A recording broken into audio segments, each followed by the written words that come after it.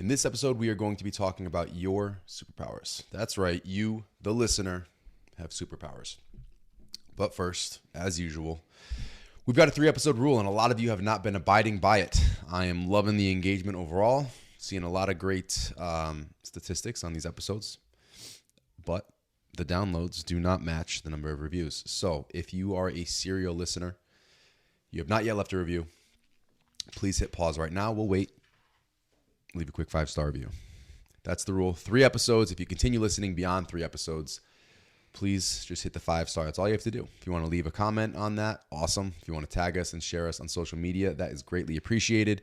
But again, this is a free resource we use to give you guys tools to build and adapt your regimens to get the most out of this beautiful life. It doesn't cost a thing. We don't currently have sponsors. We just sponsor ourselves, our companies, SDE Evolution, Fit Coach Pros. So that's all we ask. If you have not yet paid your dues, as Andy Frisella likes to say, literally just hit pause and click on the 5-star. That's it. If you're not doing that, you're probably not doing anything else we're talking about anyway. So you don't really need to be listening to this podcast. But let's dive in. And I wanted to start it off. I wanted to start this episode off with a story because it's been a while since I've talked about it.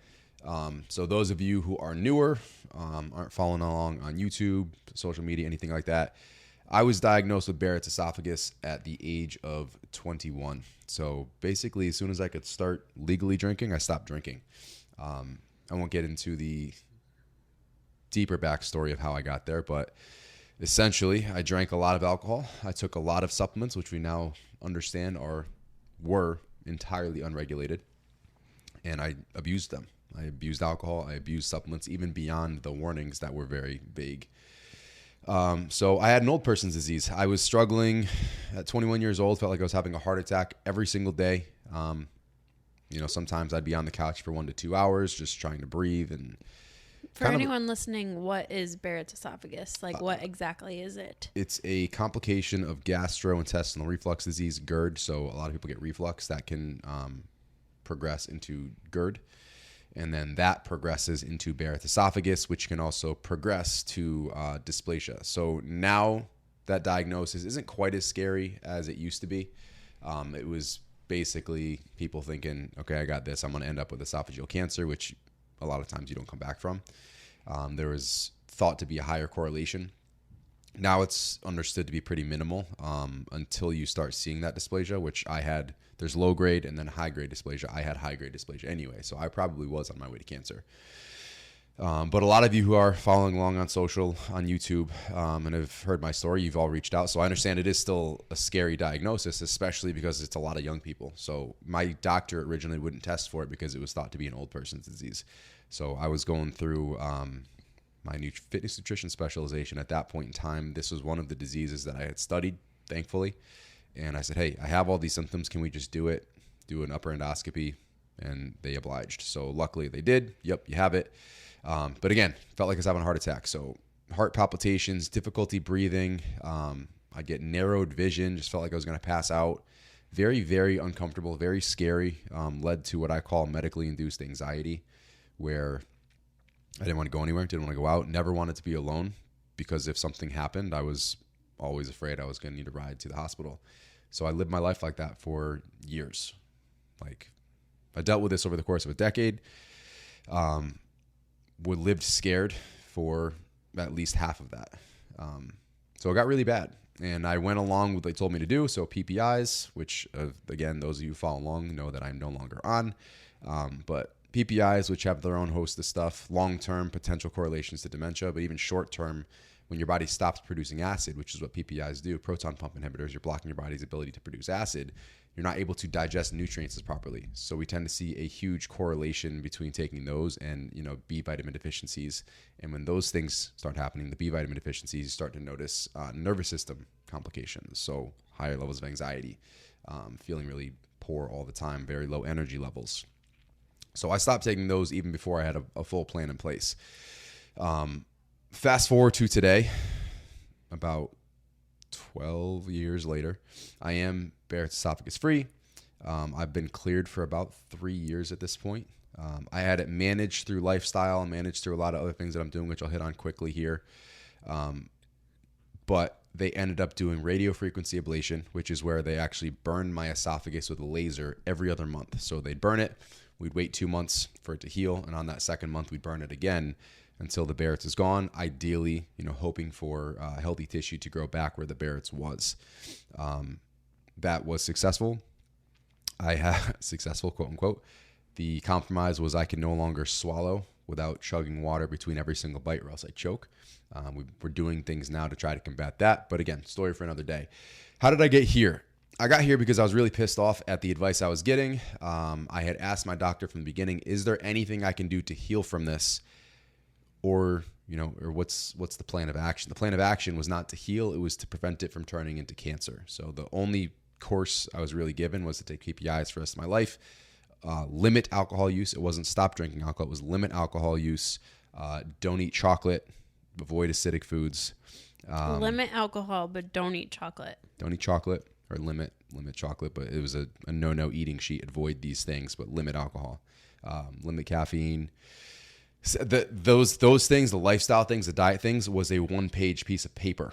That was all I got here. You can try these things as well, but you're going to take these PPIs for the rest of your life. We're not going to focus on healing. We're just going to make sure it doesn't turn into cancer. That was my my plan of action, which I took. It helped minimally. Symptoms got a little bit better for a short period of time, but again, the nervous system stuff started ramping up again. Wasn't quite as severe, but I still had the panic attacks, and I still just lived with anxiety, worrying about this stuff all the time. But I did get frustrated with that. I was, living as a shell of myself, and even that, I didn't get my energy back until 3 years ago. And really, the last couple of years, I've finally been, thriving again. So this stuff takes time. But I was really frustrated. I was alive, but I was not living, which is very, I don't even know the right word for it, but it's tough when you have nothing else to give to anybody else because you're simply trying to get through the day every single day. So I sucked as a friend. I sucked as a family member, as a significant other. And I've, done everything that I can to allow myself to heal and to thrive, which I did. So trial and error over the course of that decade got me to where I am today, the help of some really awesome people as well. Toward the later version of this, the last few years, I've worked with Danielle Kepik. She got my gut health back on track. I've worked with Dr. Jamie Key Frimpong. She's helped me, balance my hormones and really get things over the top. But for a period of 7-8 years, I was on my own, just really focusing on what I could do to put myself in a position to heal. So relaxing my nervous system, allowing my parasympathetic nervous system to take over from our sympathetic nervous system. So getting in that healing state, really focusing on my diet, learning about fiber. I'm grateful for the journey I was on because I wouldn't know a quarter of the things that I know today because I was suffering through it and I had to figure out how do I get through this for myself. And then, in the business that we're in, I was able to help more people, not specifically with Barrett's, but, improve their lives through things that I know allow our bodies to heal and to thrive. So that had a lot to do with, again, minimizing processed foods and taking care of myself. If I got less than 8 hours of sleep, I felt horrible the next day. So that was, one of those things that was kind of a forced upon habit. And, call it whatever you want, whether you believe in God, Allah, Buddha, like whatever the higher power is. For a lot of this journey, I have felt like I have had a hand turning me down each road that I needed to turn down because I didn't have a choice. I felt that bad if I made the wrong decision. So I was able to, listen to my body, accept what I was being told from this higher power. Hey, here's the path you're going to take, and here's how you're going to get your life back. But we got it. And I think that's a testament to what we're going to talk about today on this episode. Yes, you have superpowers. Your body is an incredible superorganism at adaptation, but also removing the limiting beliefs, because a lot of times an authority figure will tell us something, whether, I hope this isn't the case for you, but it's an influencer on social media, or whether it's a doctor that you're currently working with. I think we all understand that we need to second guess everything. I was talking about this in a couple business meetings. We're in a trust recession right now. Nobody trusts anybody, whether that's in your social life, whether that's, obviously industry wide as far as marketing and sales. Everything just seems like a gimmick. Everybody has lost credibility. I think it's a gimmick, but it's also there's so much information out there and so much conflicting information out there that people don't even know what to believe or who to trust. And they've tried all the things. And so they've tried I listened to that guy, it did nothing. I listened to that person, it did nothing. I've listened to this person, or it did did nothing. do something, but Short it just term. wasn't consistent long term. So people are just at the point where they don't trust anybody because they've tried things and got burned, or just realized that wasn't the answer. And now it's like, well, why bother doing anything else? But I will say, I think that me and you are people who tend to be doers. Like, for us to learn, Walk the walk. we walk the walk. But like, what I mean by doers is like, even if I'm learning something new. Is that Lowe's or Home Depot? Doers get more done. Is that their slogan? I think it's Lowe's. Oh, We're doers, and doers get more done. All right, we'll continue to shop at Lowe's. But what I mean by that is, like, instead of just taking something point blank and, like, let's say we read a book about something, or you listen to a podcast, or you listen to somebody tell you this is optimal, we don't just take it point blank for that. We try things and we experiment with ourselves quite often. And I think that alone is a superpower, is to be somebody who learns by doing, because we've learned and figured out things for ourselves and for our clients and for our businesses that we would have never figured out if we didn't actually take the time to do them ourselves. And maybe that has caused us to take a longer route, but I don't regret doing that ever. Like, even my most recent running certification, like, I wanted to, even though I'm not coaching right now, like I coach through our app and I coach on a larger scale, I'm not taking one-on-one clients right now. I still wanted to get a coaching cert because I wanted to walk the walk. I didn't want to just listen to what other people are saying about running and dish it out. Like, I wanted to submerge myself into that. And that's the mindset that we take on with every single thing that we do, whether it's for personal gain or for helping our business grow or helping our clients grow. So I think that alone, and I'm sure that's kind of where you were kind of going with this today, that is a superpower, is believing that you can, but actually becoming a doer and becoming somebody who does the thing and experiments with the thing, knowing that maybe it's the right answer, maybe it's not, but you have to figure it out for yourself. Different things are going to work for different people. And to really build on that, there are stories about, very rare, but incredible situations and overcoming these incredible obstacles. And, I'm big on meditation. This isn't something I'm saying you can do with meditation, but you'll hear about someone with like stage 4 cancer, and then they go through these meditation practices where they literally just imagine, they visualize their body healing from certain things, or they can't walk right, or whatever it is. They imagine their bodies, they visualize their bodies rebuilding themselves. Or even like the example of, like, you ever hear the stories where, I don't know, if someone's stuck under something really heavy like a car, and a mom, like a random mom, will just go and have the strength to lift up that car because they believe that they can, and they're in a situation where they have to do that thing to save that person. And I think that relates to like us only using a percentage of our muscle. Yeah, that's your body protecting itself, but 99% still, like, of the time. Your mindset is like, I need to save this person in this extreme case, so I'm going to do what I have to do that. And I think that's a more dramatic example, but bring it smaller scale and it's the same thing. Very few things are actually impossible in this world, but with the limiting beliefs we place on ourselves, they become impossible because we don't even attempt them. So when someone in a position of authority tells us something can't be done, that's the end of it. Or this is the only way you can do it, that's the end of it. And we stop thinking about it. We shut it down and say, well, I'm not doing that, or I can't do that, or whatever the case is. And we just accept what is rather than what can be. And, diving into the information seeking, like, that is one of the most incredible things you can do, especially in this day and age where information is everywhere. It's at your fingertips. You can read a book, you can watch YouTube, you can listen to podcasts, you can do all these things.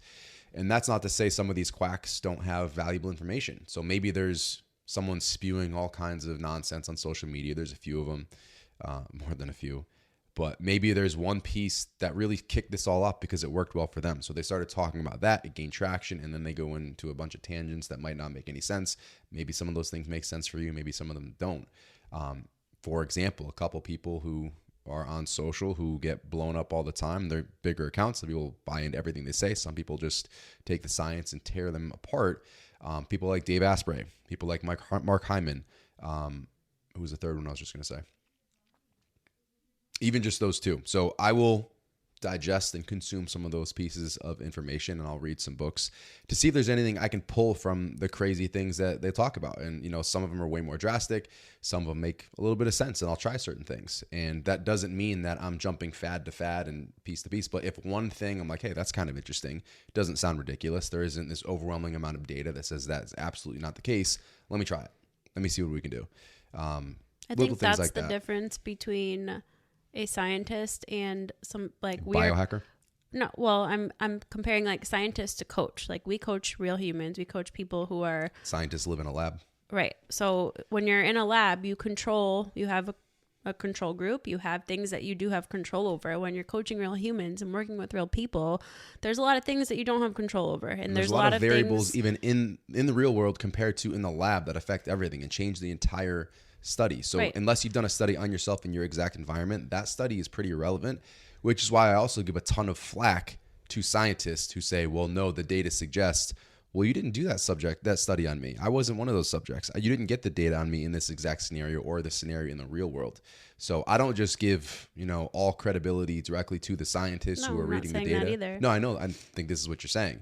It's on both sides. Yep. So you can pull bits and pieces from those people on the one extreme and from the other, and then you're going to find your place somewhere in the middle. There's a lot of nuance. You can't speak in absolutes on either side of it, and you really do have to factor in so many variables. And sometimes, that's honestly one of my biggest struggles with sharing educational content on social media and just showing up on social media. Like I can throw up a question box and people have questions on things, and it's like I can only answer so much of this question because it does depend on so many other things. So like you want to give and you want to help people as best as you can, but at the same time it's almost like, you feel stuck in a way because you want to just give them everything when you can't do that unless, you're working closely with them and have way more information. But I think, as a listener, as a consumer listening to this podcast, even like you really have to, like you said, like what you do is take everything that you read, every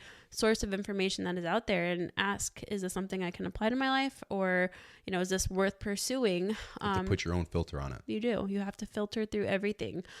And that's not to say that it's not the answer or that it's going to be this magical thing for you or that it's going to be a terrible thing, but you have to figure that out for yourself. And the only way to do that is through experimentation.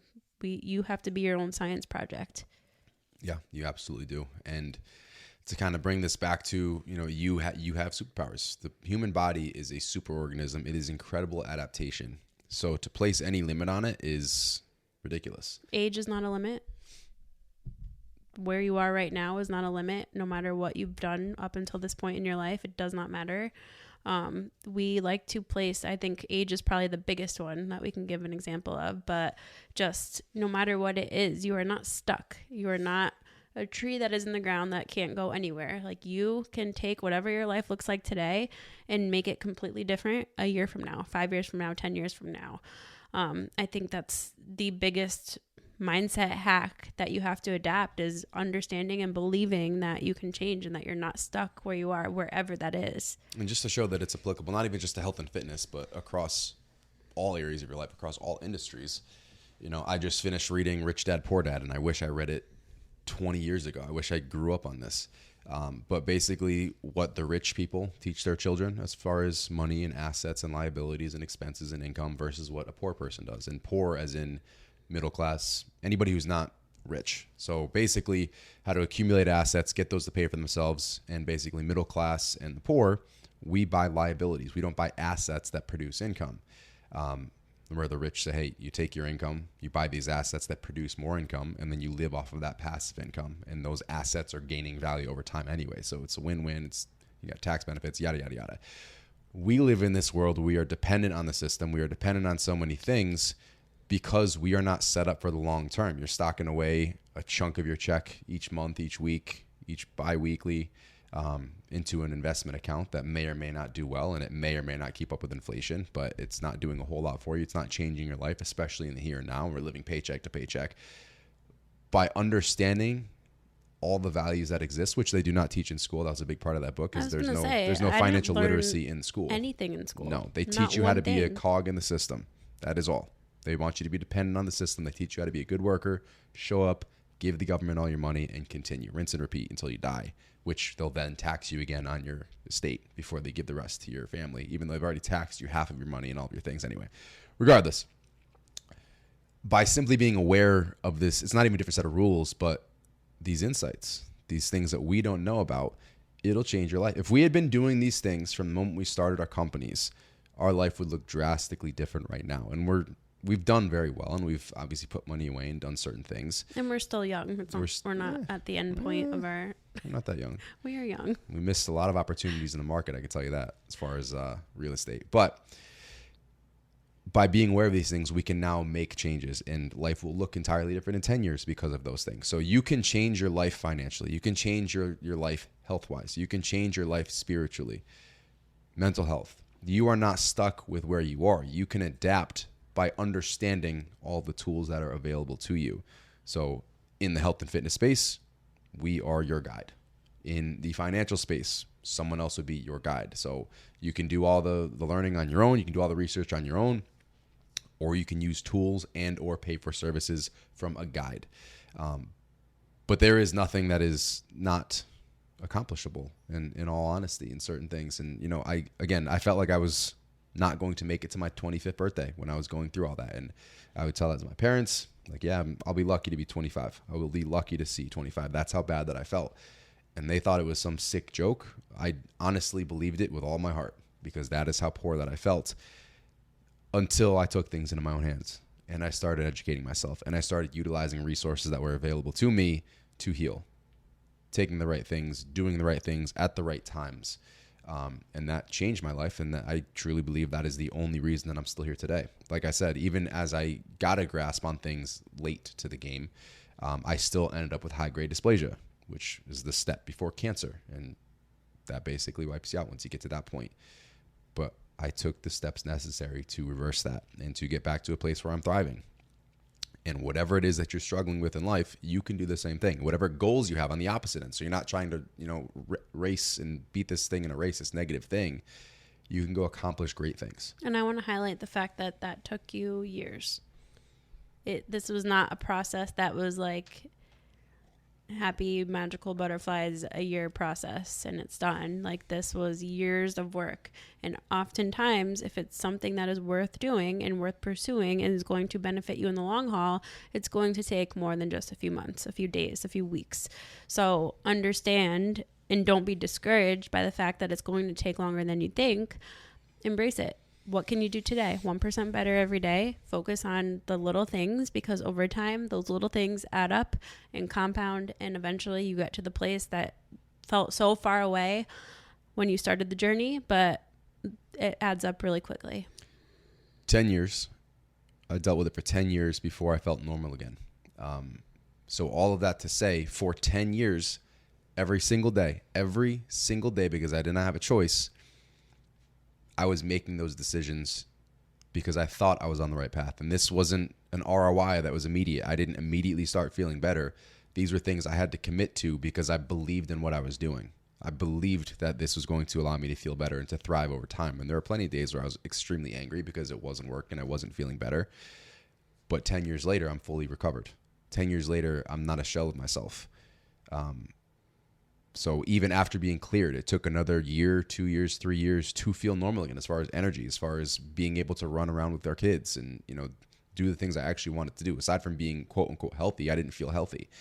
So I blindly, in a sense, followed principles that I knew would help me over time and that would put me in the best position to heal over time. All that to say, if you guys believe in something and you don't feel better in a week, if you're not losing weight in 2 weeks, in a month, in 3 months, if you have 150 pounds to lose and you're losing a pound a week and you're like, well, this is going to take forever. If you stop, you're going to reverse. If you're not, there's very few people who can actually maintain. So if you're not getting better, if you're not moving forward, you're probably moving back. So you're going to be in a worse position if you give up because you're not progressing fast enough than if you just stay the course and look back 10 years later and say, okay, it took a long time, but it was worth it. I'm back to where I need to be now. So when I say your body is incredible at adapting, it is a superhuman power that we all have, superhuman, super body.